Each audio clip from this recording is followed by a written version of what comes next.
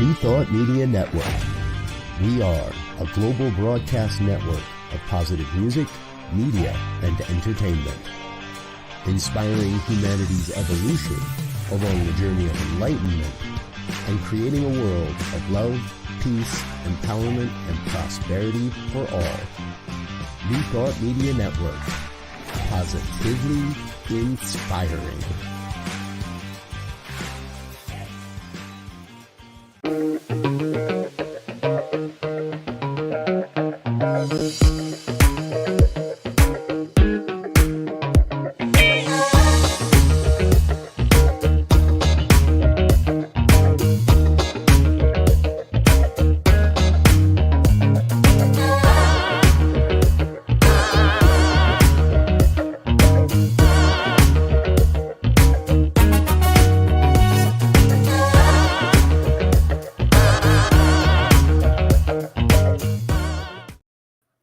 Hello again, dear ones. Reverend Robert with you over here.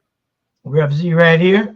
And this is New Thought Today here on the New Thought Media Network. It comes to you, we come to you, or well, at least one of us tries to be here every Tuesday at 2 p.m. Mountain Time. We're so grateful you are with us. Please feel free to chime along, chat along, go along as we get along here on New Thought Today. Good afternoon, Z. How you doing this week? Hey, doing well. You know, busy, but life is good. I can't complain. And you know, one of the beautiful things about this this teaching, it allows you to be in the moment with whatever it is, but understanding that there's another way, there's another perspective. And that always creates an environment of upliftment and hope, if you will, of fulfilling whatever it is that needs to be done. Yeah, beautifully. Well said. Thank you. For a moment there, I thought you were talking about your basement remodel. Well, yeah, that's done. I mean, I got to get to work now. I got to move stuff out and move stuff in and throw away stuff. So, kind of like life in general, right? You got every once in a while you got to rearrange the furniture, i.e., your thoughts, your perspectives, your outlooks, and get rid of some and bring in some new ones. So yeah, exactly. You know, I think you touch on a really important point there, because in this thing called life, it is important to be willing and able to question our own beliefs on occasion and say, hey, is this really serving me? Is this what's really going to help me get to whatever that next thing is, to the next project, to whatever's going on? So being able to question ourselves on what it is we really believe and be open to something different. Right. Far too many people today seem not really open to what could be different. And well, I would even say not even what's different, what is. I mean, you know, one of the things that I find that's interesting in terms of spiritual traditions where the focus is on a more positive outlook or perspective, I think we find ourselves sometimes getting trapped in thinking that is the only thing that's available. That's the only thing that's possible. That's the only thing that exists. And that's not the truth.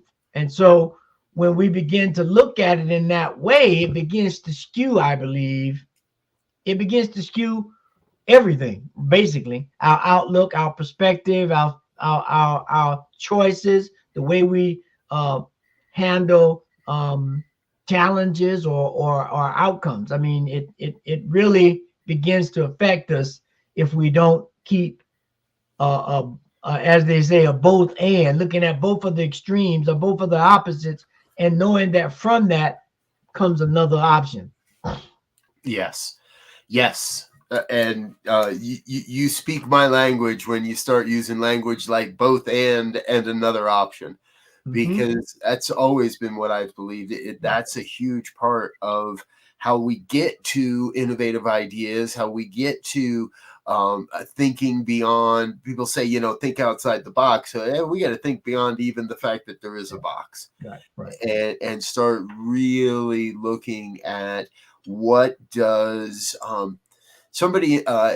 Well, folks, if you're just joining us, our conversation today, we're looking at what does the future of New Thought look like, and specifically on more of a global stage than just our local centers and what's going to happen with the local aspect of this philosophy, but what's going to happen on the global side of this philosophy.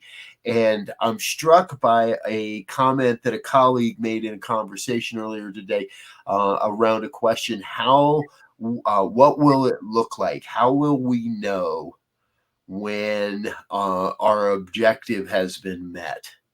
And what's it going to look like to when we know we've accomplished what it is we're setting out to accomplish? And I think that's a big question for the New Thought movement as a whole right now, because everywhere I look, doesn't matter what organization or what philosophy you were brought up in or what belief system everybody wants to know, how are we going to know when we've made a difference in the world? And I love that question, and I don't love that question. Because if I'm doing my job, if I'm planting the seed, I don't really care what the plant looks like. Right? I know the plant that I planted, and I know what it has the propensity to create or produce. Right. But when I'm in that moment, my focus is, how do I ensure that the seed is planted correctly, that it gets enough nourishment, that it is available to have free reign to grow into what it is that the creative force of the universe has intended or encourages it to grow into. Because we know all seeds that are planted don't grow. So if I'm sitting here planting a seed and I'm already way down the road about what it's going to produce, I done got ahead of myself. And I think, one of our outlooks in terms of teaching any philosophy should be, how do I become a living example of that thing, ideology, philosophy, whatever it is? And that's, everybody says that. But I think the second part of that is to not get too overly concerned about what that looks like. Because at that point, one of the things that we talk about in our teachings is that we don't want to script what the outcome is, right? If I come in, the old proverbial, if all I have is a hammer, then everything looks like a nail.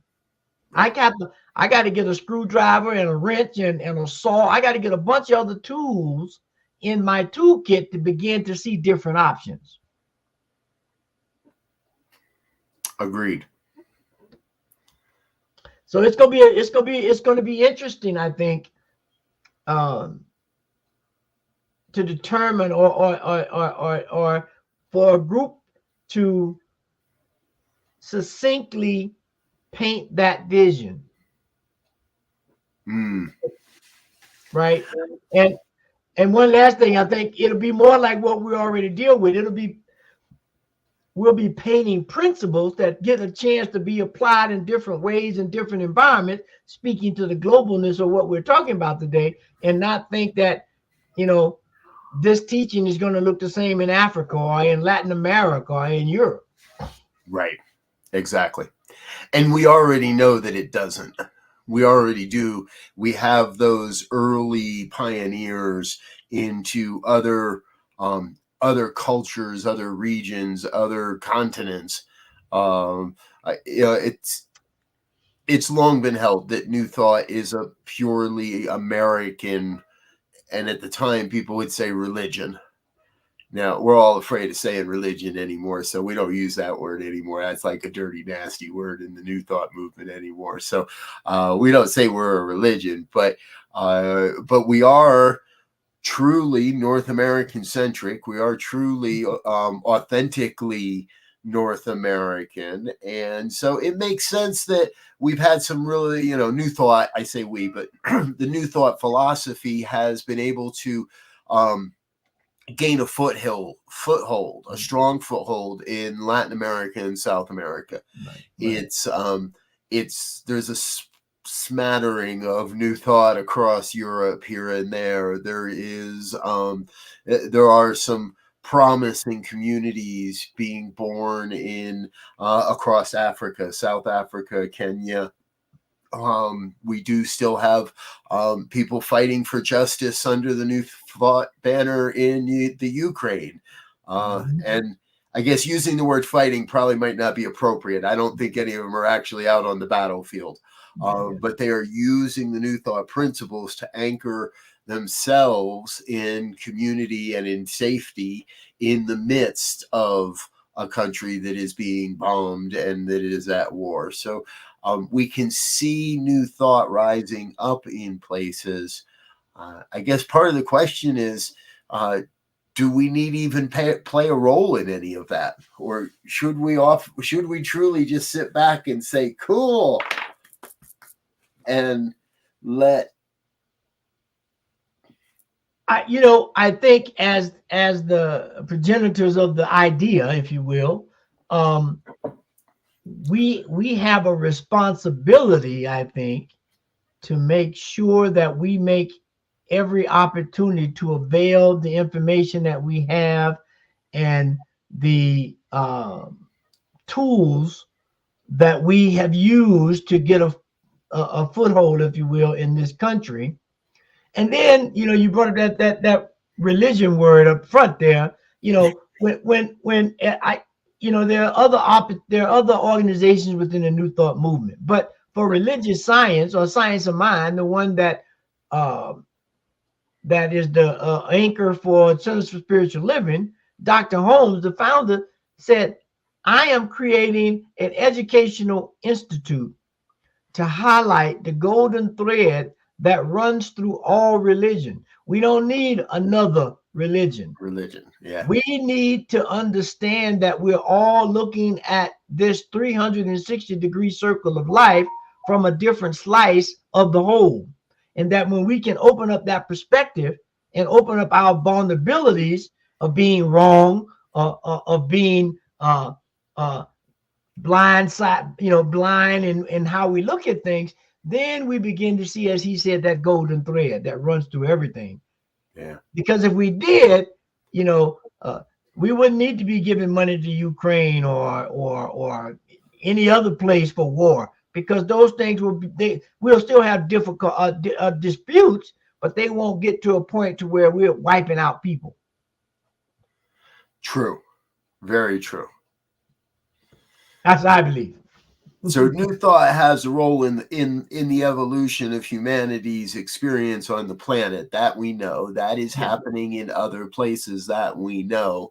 And what I'm hearing you say is it is our responsibility to serve and support that to the best of our ability, to the best as we know how. And be open and willing to learning how to do it better. As you say that, I get this idea of this speech that Dr. Holmes was giving when he was talking about Luther Burbank, who had the Berkeley Burbank seed company, and he speaks about a palmetto, right? He says Burbank figured out how to splice genetically a tomato and a potato to come up with a palmetto. That I'm assuming, I never seen it, but that's a little more sturdy, not as frail as a regular tomato, right? And so what I'm hearing here now is we basically have to help these other countries and these other cultural centers of grafting this idea into their environment, because in some places you can't call yourself a minister. You can go through all our training and get the necessary agreements, but you can't call yourself a minister in those particular countries or environment. So already it's starting to graft into something else. Yep.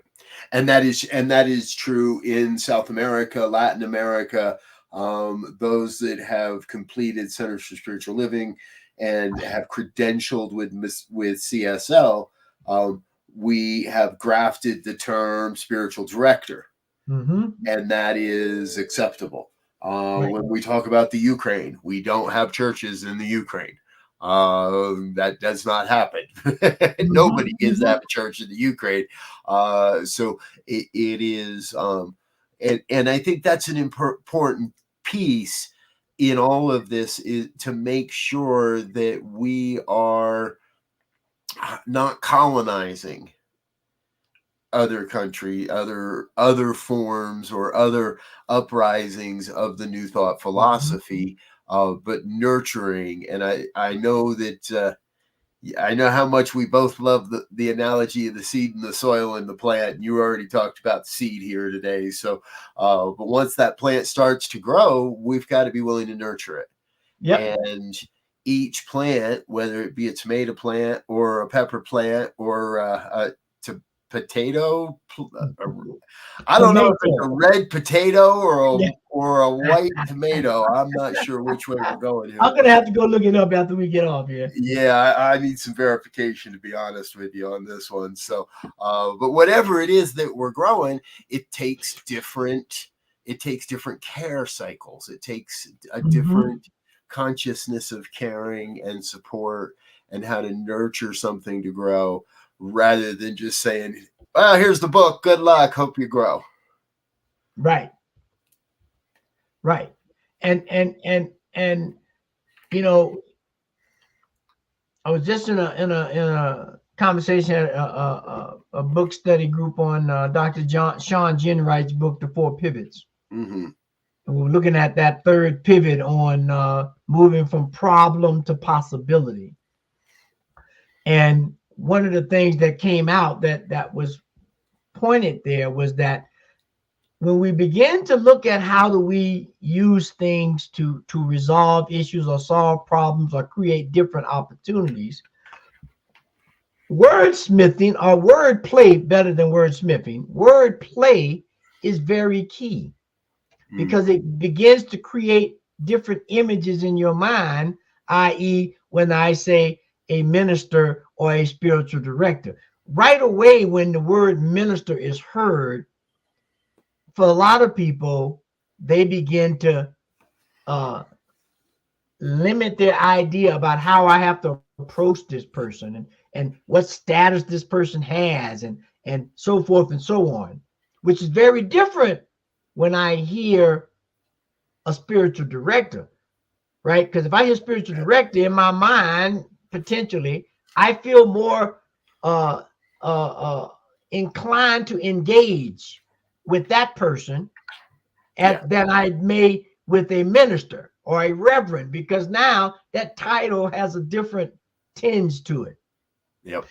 And if we're going to begin to make this philosophy, this way of life, more accessible and curious to others, we're going to have to do some wordsmithing, not just on titles, but on how we present this stuff and what we call it.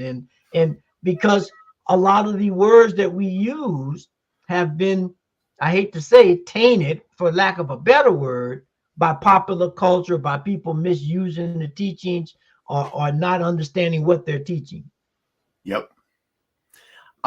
You're reminding me of a meme that I have seen a few times already this week, and I'm going to see if maybe it pops up on a quick scroll through my feed here. But it basically says something to the effect of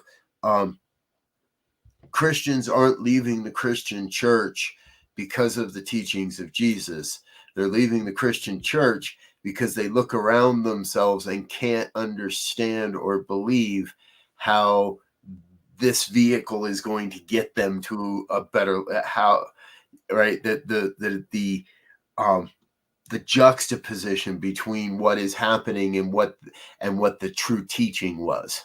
And I'm butchering this terribly, so forgive me there, folks. But the point is that we have to walk the talk of what we say we believe in order for people to take us seriously as an avenue through which they can better their own lives, and then ultimately better their community, and then ultimately serve a greater vision for the world.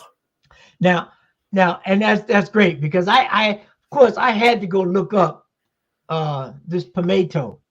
Okay. and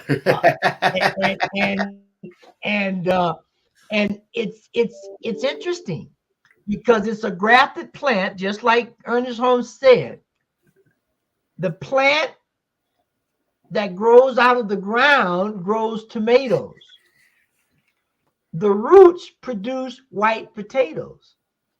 It's a real thing. Obviously, he wouldn't have said it if it wasn't. But to verify that, there Okay. is a such thing as a palmetto, Pomato, that grows tomatoes on top and potatoes on the ground. Now, you know, he in that speech he says, you know, no one thought of a palmetto until Luther Burbank thought about it and grafted it. Right? God, Yep. so to speak, didn't naturally make a palmetto, but he put the wisdom, the curiosity, the understanding of principle for him to be able to activate that thought in creation and have it created by the principles of the universe. Now, I'll leave that. We have to sit with that one for a minute because that's a lot. That is a lot. Yeah, for the audience, go look it up. Go look it up when you get a moment and see it. It's an amazing thing.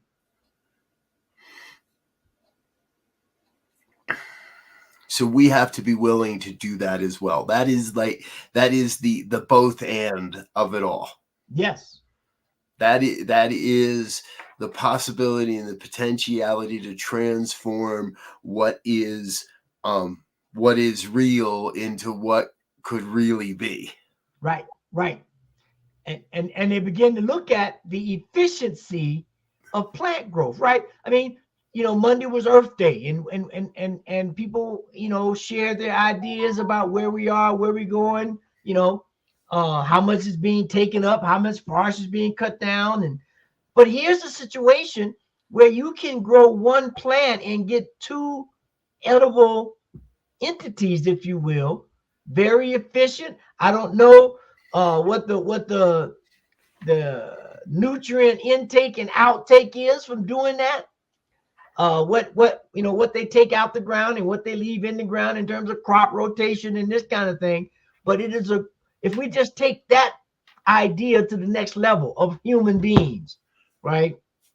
How do we begin to graft environments, communities, knowledge that serves multiple purposes and is efficient in how we resolve problems or address issues, or uplift someone who needs to be uplifted, or mourn somebody that needs to be mourned? I mean, we can't be one-sided because life is not one-sided. What do you think, folks? Chime along, chat along, drop a comment in the comment box. Let us know. Are we railing off the rails here? Are we going off the rails here? Because, and I mean, I'm not. I feel like this is one of those pushing conversations that says, okay, this is real information. This ain't some stuff we just making up.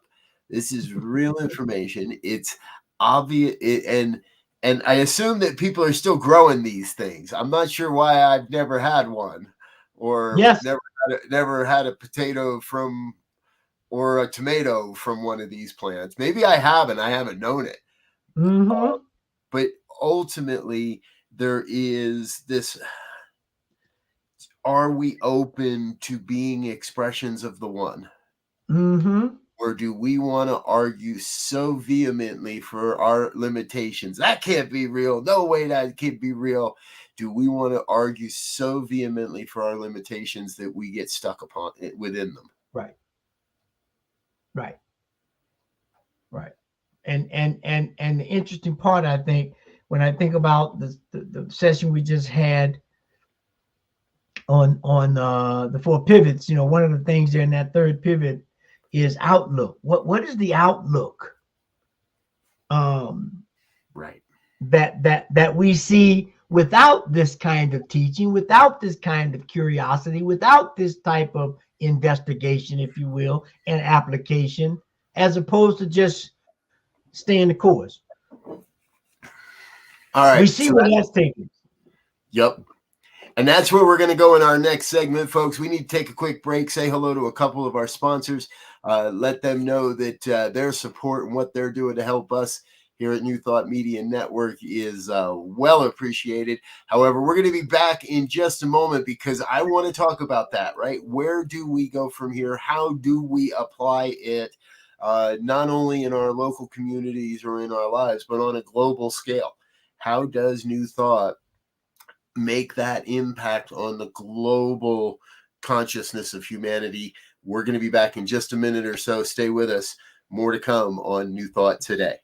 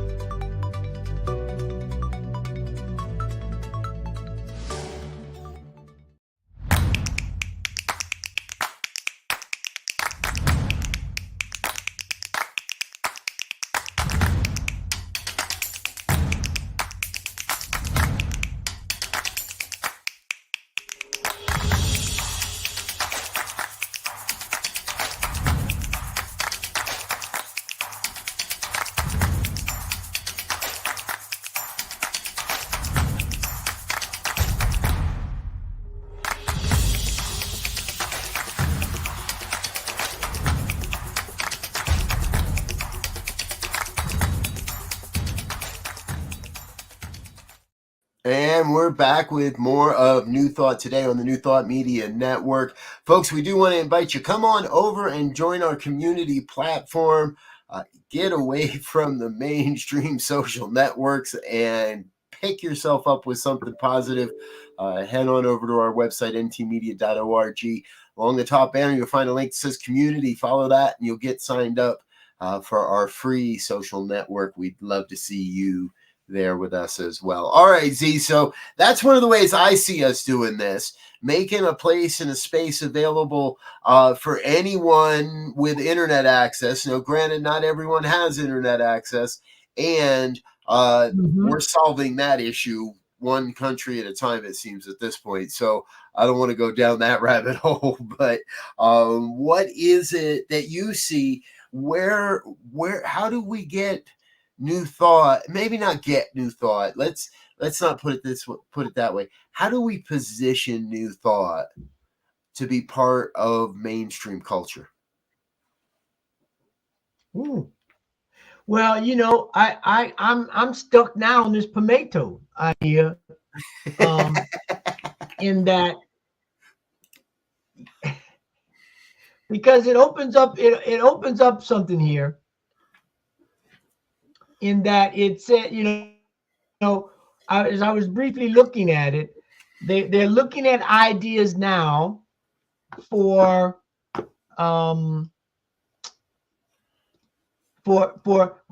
creating a citrus plant, grafting a citrus plant that grows multiple citrus fruits. This I've heard. Like we got a little internet. As you spoke up the internet. If you spoke up the internet, it started going wonky here a little bit. But I think the idea of having, imagine you have a citrus plant that grew lemons, oranges, and grapefruits on the That I've same heard tree. of as well. Yes. That I've heard of as well. So, Or grow stone fruit, plums and peaches growing on the same trees, all the stone fruits.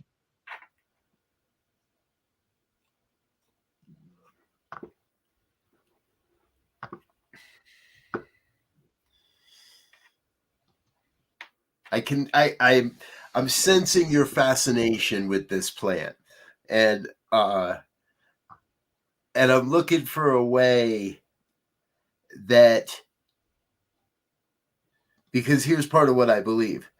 Everything that comes into our lives for a reason. So this information has to be valuable in some way, but I don't see it yet. Right? Okay, cool. We've got this, right?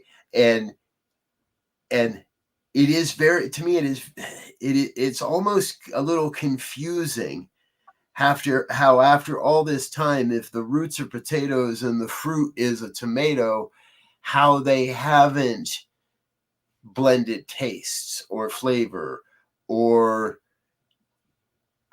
the firmness of a tomato versus a potato. How has this plant maintained or hasn't, or how has it maintained the separation? Or maybe it hasn't, and we're just not yet capable of discerning such. Well, I mean, being a amateur genealogist, right? That won't be the case, right? I mean, because when we are conceived, theoretically, we get half and half from each parent. That's not exactly the case, right? And so that's why in some cases you have two kids, one looks like, if you have 4 or 5 of them, you just say, a few of them look like the father and a few of them look like the mother. A few of them have attributes and attitudes, smiles and everything, like one of the parents, and it skips generations. I look at my son. I was talking to him the other day, and I wasn't looking at him, while we was on the phone. So I didn't see him when he was laughing. But when he started laughing, I had this flashback in my mind that it was my father, because he laughs exactly like my father. Now, he never met my father. My father died when I was 18, so he's long been off this planet. Right. But that moment, the way he laughed and the whole thing was my father laughing.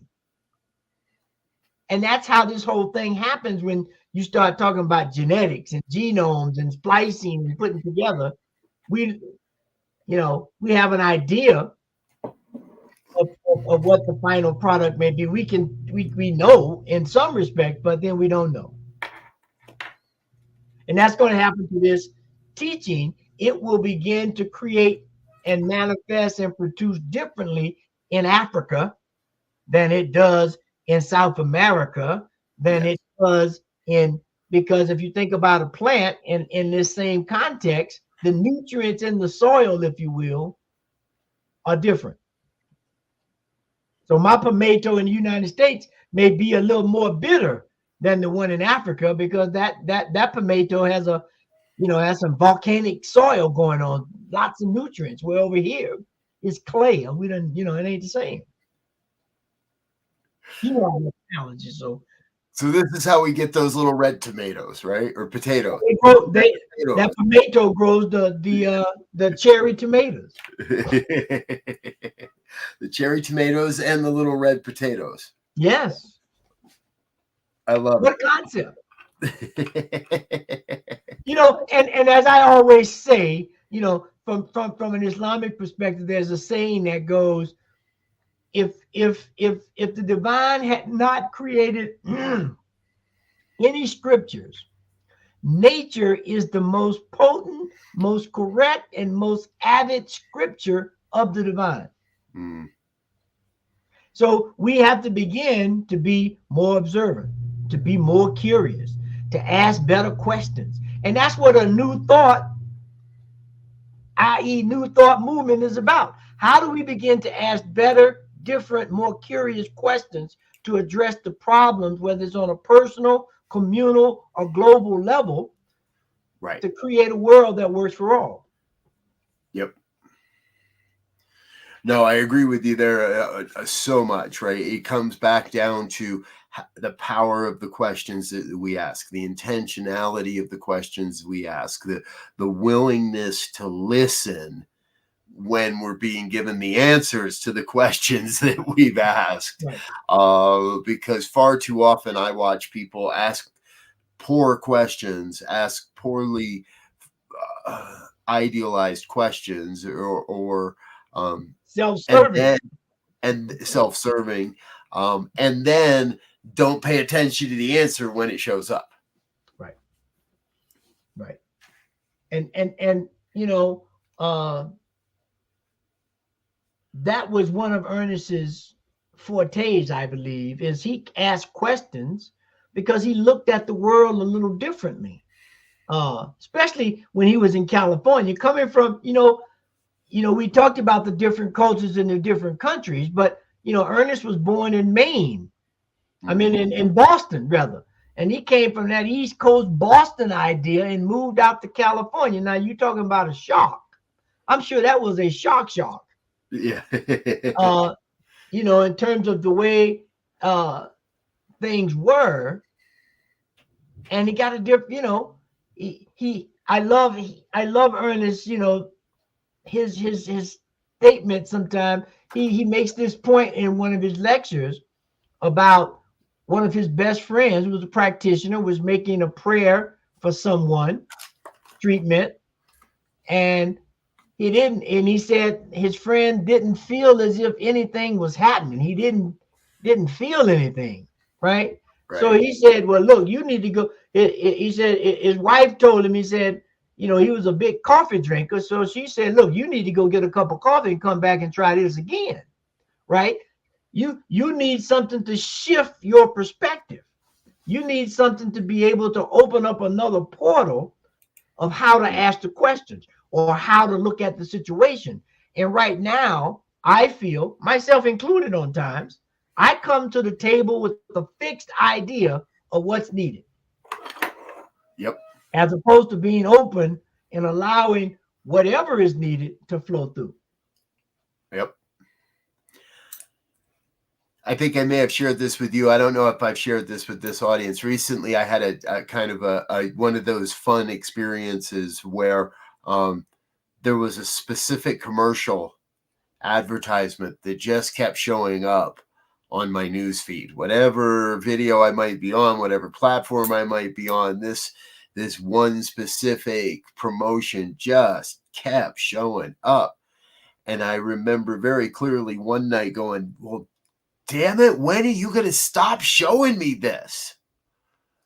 And I heard that still small voice in a rather booming voice, when you shut up and listen about it. And, oh, okay, right? I had a preconceived notion about what it was that I was looking at, and that it wouldn't help me, and that it wouldn't serve where we're going as a network or in my life or as a minister. And yet, when I shut up and listened for a little bit, well, it made sense. And we have to be, I know we've kind of been a little bit of all over the place here today, but if we're going to truly be a global movement, if we're truly going to be a global philosophy, it takes more than slapping that name on it. And I agree, we've done that. We need to do better here at New Thought Media Network, but we come from that place of serving this philosophy how it shows up, not trying to subvert it or change it. Or I remember 10, 15 years ago, everybody would get all upset. 20 years ago, everybody got all upset because The Secret because Rhonda Byrne took all our stuff and stole it, and made it into a movie, and And it's in a world of oneness. How much play did New Thought get from that movie? A lot more than some communities have given in the past 20 years. So, and the foundation that a lot of people may not know this, but the foundation of what Rhonda Burns used as the foundation for The Secret was the Kabbalion, which is an ancient Egyptian mystery system kind of progenitor of New Thought and mystery systems and such. And one thing you said that I think is key, and that we talked about when we talk about the genius, if you will, of Ernest with this seed soil plant. No matter where you are on this planet, you understand that process, because everywhere everybody's planting something, whether it's vegetables or plants or flowers or vines or whatever, trees. So you begin to understand that if you got a big farm, if I keep planting potatoes in this plot, pretty soon this plot is not going to produce anything, because the potato is going to keep taking out nutrients that deplete the soil. So you come up with the idea of crop rotation, right? You have to say, okay, let me analyze my soil and see if I need to put some manure or some substance to balance the pH or the alkaline. Again, nature has given us the answers to everything we need. We need to pay attention. And it says in the Bible and a lot of other scriptures, there is a cure for everything that ails us that's on this planet. We have to be curious enough and investigative enough and open enough to ask the question. And right now we come with a bunch of preconceived notions, and we say we're emanations of God. We ain't the God. There is a supreme intelligence that's over everything that we can ever think of. And that's what we need to begin to channel through globally. Reverend.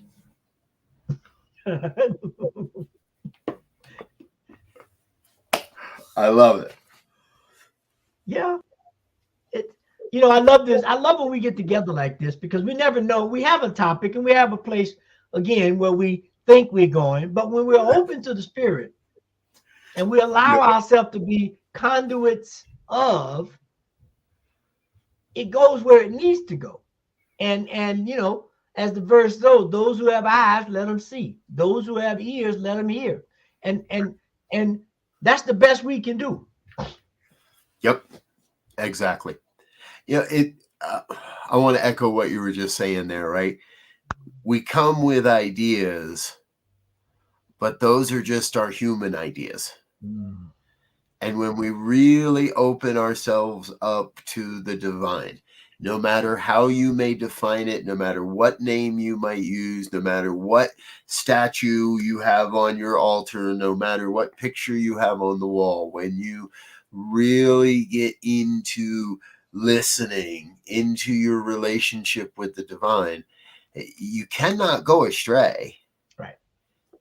And so our success is assured. Yeah. There's no question we are each here for a unique purpose and with a unique idea that is just so wanting to be bursting forth and born through each of us. And I feel blessed because we get the opportunity to share that every week, or almost every week. We get the chance to express that and to explore this, because I've started talking about this in the visioning process, right? We're not making something up. We're not discovering something new. We're just waking up within ourselves to a truth that has always been. And always shall be. And sometimes when we say, "Oh, we're here to talk about the future of New Thought," to me, it's a little bit silly because, well, it don't matter what I think about the future of New Thought. This isn't predestiny, but the future of New Thought is in capable hands. Without me, it is already there, and we're going to discover it, and we're going to discover it to the best of our abilities again and again and again, and it's still going to be there long after we're gone, and our kids and our great grandkids and their great grandkids are going to continue to discover and explore and utilize and experiment, if you will, with these principles and practices. And what I hear you saying there really is, we are really stewards of an idea.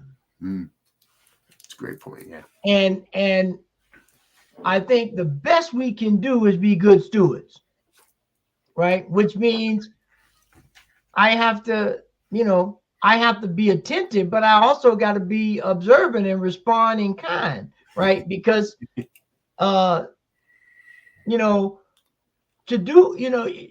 put ourselves in this kind of position and be vulnerable, it may sound like we're being very authoritative, but this is a very vulnerable position to begin to talk about things that others think about but won't speak about. Right. Yep. And the only way something is going to change, first it has to be brought to the attention that there is a change that's needed, or at least let's observe it to see if one is needed. And if it doesn't, fine. If it does, let's allow that to be stewarded into what it needs to be. Yeah. And so that's where we are, I think, with all of this, is that if we believe in this philosophy, this ideology, this way of life, if it has helped us in any way, then I think we have a little bit of a responsibility to be good stewards, to be good examples of the holisticness of it, and to allow it to grow in a real, as we always say now, organic way. Yeah. Be the living demonstration. Be the example. Mm-hmm. You don't even have to talk about it. You don't have to proselytize about it. You don't have to tell your friends and family about it. Mm-hmm. You just got to live it. Mm-hmm. And if you live it, that is enough. Think about, I'm sure each one of us has in our life, or we know of a person, or have encountered a person at one time, that when they come into the presence of you or a group of people, there is a distinct response, either so-called positive or so-called negative, of that person just showing up. They don't have to say anything.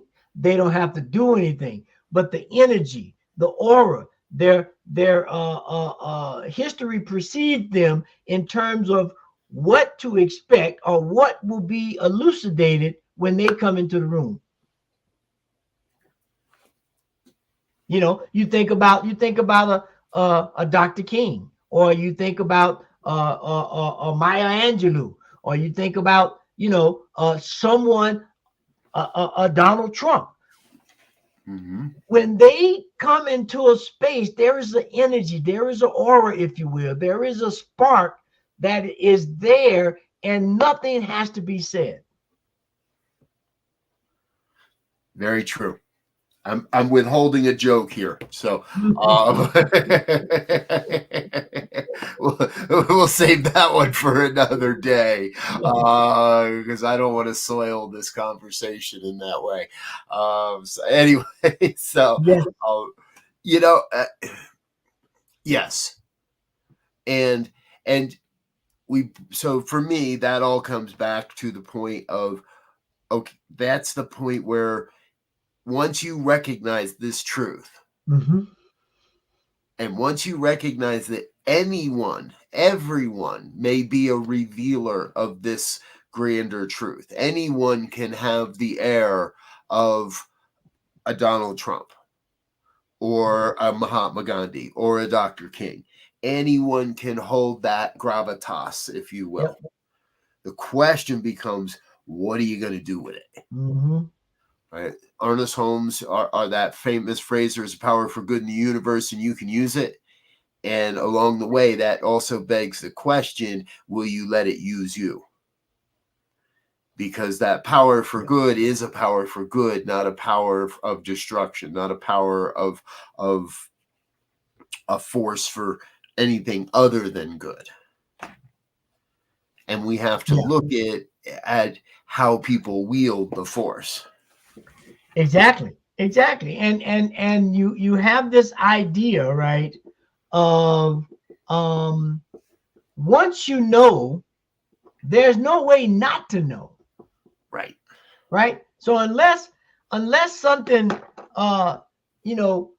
physically happened to your brain, let's say, once you know something, there's no way to unknow it. Now you can try to forget it or ignore it. I mean, there's a bunch of different ways to not pay attention. But the question is, what are you going to do once you know the truth, right? Yep. And that's, the old adage, the truth will set you free, right? Yep. So that's what we have to be seekers of truth, to be honest, regardless to what you call yourself, a lay person, a practitioner, a minister, a spiritual director. If your primary objective is not seeking the truth, even if that truth points a finger at me, right, then we need to check our assumptions and check our intentions about what we're doing if we're saying we are going to be a representative of this teaching or any other teaching that's supposed to hold life-affirming ideas. Yes. Wow, we could go another hour just by opening that conversation right there, and we do not have that time, folks, to go a whole other hour, but we do have just enough time to say thank you to a few people and come back with our final thoughts. So don't go away, we're not done yet. We'll be back in just over a minute with more New Thought Today. Stay tuned. Please help us say thank you to our organizational sponsors, including the Hefferland Foundation, Affiliated New Thought Network, International New Thought Alliance, Science of Mind Archives and Library Foundation, Center for Spiritual Living Denver, Center for Spiritual Living Midtown, New Thought Philadelphia, Planned Happiness Institute, Summit Center for Spiritual Living, One Heart Retreats, Center for Spiritual Living on the Lake, Unity Kitchener, Unity Spiritual Center, Ottawa, Om Center for Spiritual Living, Satya Center, Begin Within Ministries, Center for Spiritual Living North Jersey, Unity of Savannah, and the Center for Spiritual Living Seattle,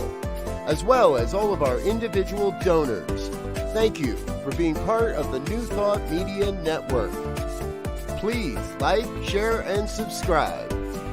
New Thought Media Network, positively inspiring.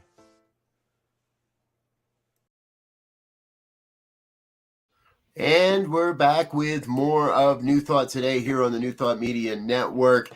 On behalf of myself and my dear brother, Reverend Elzia Sekou, we thank you for being here with us today. And we've kind of got just enough time for some final thoughts here, Z. Let's bring this this rousing, rambling, all-encompassing conversation home. Yeah, well, I think we covered a global perspective. And I would like to say that as a closing thought, we have to begin to be wholehearted seekers of truth. There is a saying in Islam that says, seek knowledge from the cradle to the grave. Even if that knowledge may be in China or some faraway place, your job is to seek knowledge, seek truth, seek understanding. And when we do that and we visit these different places, experiences, and ideas, we begin to get a better understanding of life and our part in it. Beautiful. Thank you. I too feel we've taken a global perspective here today, and that warms my heart. That I love that we can do, that we can take a different perspective, allow ourselves to move outside of what always has been and what we've always done, and what we're doing. Well, it kind of comes back to, for me, one of the visioning questions: what wants to be done? Mm-hmm. We move beyond the human ego to be able to hear the words of the divine, and really step into a more powerful experience and expression, therefore, of spiritual directorship, spiritual leadership, just plain old leadership. And that's an important point as well. Yep. All right. I think that's what we've got, folks. Thanks for being a part of what we're doing here on the New Thought Media Network. We're here every day on this channel throughout and please feel free to check out our YouTube comments as often as or check out our YouTube channel for past episodes. We'll be back again next week with more of New Thought Media Network. Until next time, I wish you peace and richest blessings. Bye now.